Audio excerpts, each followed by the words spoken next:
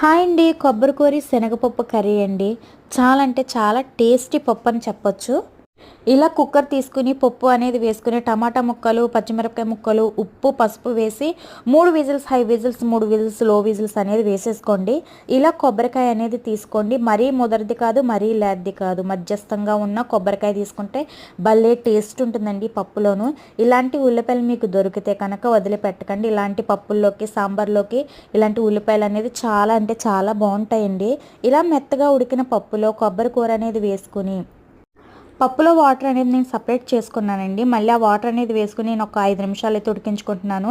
ఈ పప్పులోకి సాంబార్ పౌడర్ అనేది వేసుకుంటే చాలా బాగుంటుందండి. చిటికెడు సాంబార్ పౌడర్ అనేది వేసుకుని తాలింపు సామానం అంతా వేసేసుకుని మనం పప్పునైతే తాలింపు పెట్టేసుకోవాలండి. అలా వేడి వేడి అన్నంలో నెయ్యి వేసుకుని మధ్యలో ఆ ఉల్లిపాయలు తగులుతుంటే పప్పు ఉంటుందండి. సూపర్ అంటే సూపర్ ఉంటుందండి.